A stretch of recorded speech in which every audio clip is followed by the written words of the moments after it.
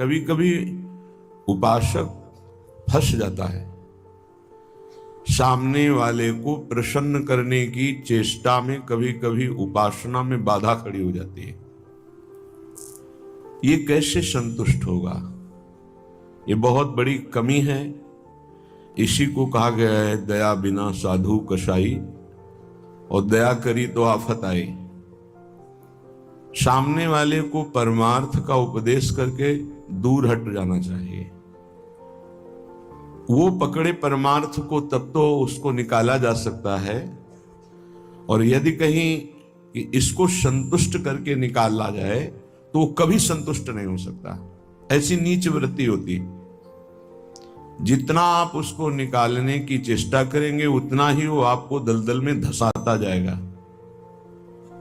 ये प्रकृति का सिद्धांत है, इसलिए उपासक को निरपेक्ष रहना चाहिए, किसी की अपेक्षा नहीं रखनी चाहिए। ये अनुभूत बात कह रहे हैं। जो संतों से अनुभूत है वही हृदय। उपासक को यदि कभी ऐसा अवसर मिले कि किसी को भगवत मार्ग में बढ़ाना है तो वो ये ध्यान रखे कि हमें अपने को बचा करके इसको निकालना है। कहीं उसके मन की संतुष्टता के द्वारा हम परमार्थ निरूपण करेंगे तो वो कभी नहीं निकल पाएगा, क्योंकि उसका मन ये समझ जाएगा कि हमारे अनुकूलता को लेकर ये विचारवान है, हमारी अनुकूलता के लिए, बस वो आपको रौंद देगा। और परमार्थ का उपदेश दिया और निरपेक्ष हो गए और वो आप पर आसक्त होता चला जा रहा है, वो निकल जाएगा। त्रुटि यही हो जाती है उपासक से कि इसको कैसे संतुष्ट करूं, वहीं उसका पतन हो जाता है। पतन अपने आराध्य देव चिंतन छोड़कर मांस के लोथड़े शरीरों का चिंतन होने लगता है। ये कैसे राजी रहे, वो कैसे राजी रहे, परिवार कैसे राजी रहे, भगत कैसे राजी रहे। निकले थे हरि को राजी करने के लिए और हो गया प्रपंच को राजी करना। ये बहुत सूक्ष्म बात है। ये शास्त्र सम्मत और हृदय सम्मत बात है, दोनों के अनुभव। यदि भगवत मार्ग में आगे बढ़ना है तो किसी को संतुष्ट करने का भाव खत्म कर दे। शास्त्र सम्मत उपदेश है, पकड़ना है पकड़ो, नहीं पकड़ना है तो डूबो। तभी आप परमानंद का अनुभव कर सकते हैं, नहीं तो आपको फंसा लिया जाएगा। ये सूत्र उड़िया बाबा का है, दया बिना साधु कसाई और दया करी तो आफत आई। बीच में समझो, दया नहीं तो साधु कैसा, और दया की तो फंस गए। तो कौन सी दया आपका परम कल्याण में सहयोग कर सकती है? जो याद को ना नष्ट कर पावे। दया का उल्टा है याद। जो भगवत स्मृति में बाधा पहुंचा दे, ऐसी दया में आग लगे। भगवत स्मृति युक्त प्रियता प्रभु के चरणों में और दया जड़ चैतन्य में, तब तो निकल जाओगे। और अगर भगवत स्मृति को दया ने तोड़ दिया और उसकी स्मृति चल रही तो दुर्गति पक्की है। हिरण में इतनी स्मृति आ गई कि हरि स्मृति गई तो अगला जन्म ऐसे महापुरुष का पशु रूप में हो गया, मृग रूप में। तो बहुत सावधानी का ये परमार्थ मार्ग है। कभी कभी दया में चूक हो जाती है। ये दया बहुत बड़ी दैवी संपदा है, कोई साधारण नहीं है। की बात ना देखते हुए सामने वाले का कैसे मंगल हो, इस बात पर विचार युक्त रहते हैं। पर साधक को बहुत सावधान रहना चाहिए। इस दया रूपी सद्गुण से बचना चाहिए। ध्यान से इसको पकड़ लीजिए। दया रूपी सद्गुण से बचना चाहिए जब तक भगवत प्राप्ति ना हो जाए। दूर से दया का भाव, दूर से हृदय में कहीं इसका भाव प्रवेश हो गया कि इस पर दया करनी है, हम बड़े दयालु हैं, तो फंसा फंसाया है। भजन करने से हृदय बड़ा द्रवित हो जाता है। द्रवित हृदय में करुणा और दया की लहरें उठती रहती हैं। उसको लगता है क्या दे दूं, क्या कर दूं, कैसे ये भगवान में लग जाए। अच्छी बात है, पर व्यवहार में ये तुम्हारी बात कोई जान गया कि तुम इतने दयालु हो तो दुरुपयोग कर देगा। तुम्हारी इस दया का दुरुपयोग हो जाएगा। बहुत अच्छे से इसको समझ के बोल रहे हैं। इसलिए चाहे गृहस्थ हो चाहे विरक्त हो, यदि भगवत प्राप्ति करनी है तो दया रूपी सद्गुण को बाहर से निरपेक्ष और उदासीन रहो। जब कभी भगवान ऐसी सामर्थ्य दे तो निरपेक्ष होकर के उससे कोई आसक्ति न रखते हुए उपदेश कर दिया और दूरी बनाए। नजदीकी बनाया तो फंसे, ये ऐसे है प्रपंची। नजदीकी बनाया तो फंसे, और फंसे तो तुम्हारी निंदा ये करेंगे, तुम्हारे ही विपरीत चलेंगे। बहुत सावधान।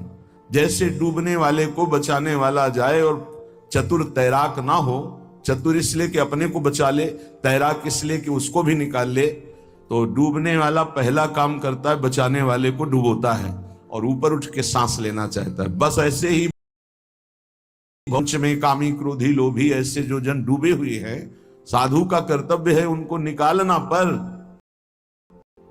परम प्रवीणता पूर्वक अपने को बचाते हुए, नहीं तो पक्का डूब जाएगा।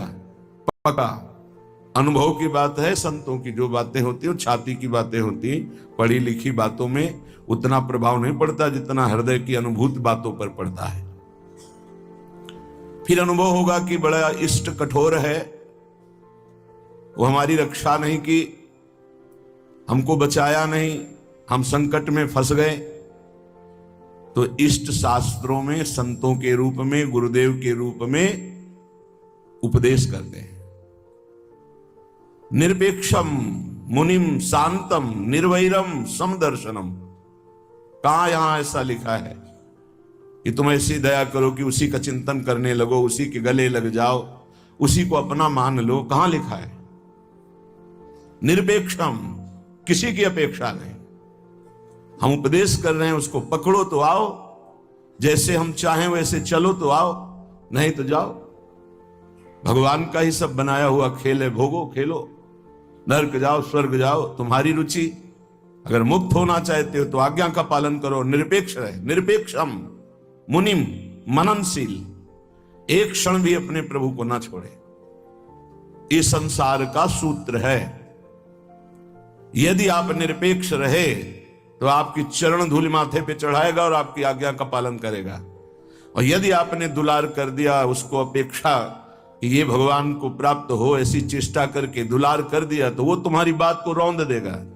सामने वाला यदि अपना परिवर्तन नहीं चाहता तो पूरा जीवन संग दे दो तो भी उसका परिवर्तन नहीं होने वाला। अगर परिवर्तन चाहता है तो दूर से एक शब्द सुनकर उसका परिवर्तन हो जाएगा। साधु बहुत सावधान। बड़े बड़े जो संत अनुभव करके बोल गए हैं वो अपने अनुभव से बोल रहे हैं, अपने हृदय की बात बोल रहे हैं। आप पकड़ लोगे तो आपका चिंतन नहीं बर्बाद होगा, वो अनुभूत बात आपको माया से बचा लेगी। सदैव अपने इष्ट देव के विचार में रहना चाहिए। भूल ये हो जाती है कि मुझसे प्रभु न मानकर उसका कल्याण करने का ठेका ले लेते हैं, हम इसका उद्धार कर सकते हैं। भूल हो गई। हमारे प्रभु आए शिष्य का रोल करते हुए, स्वांग करते हुए, तो स्वांग मात्र करना गुरु का असली बात नहीं है। गुरु शिष्य एक ही परमात्मा तत्व विराजमान है, असली बात है। ये भूल हो जाती है।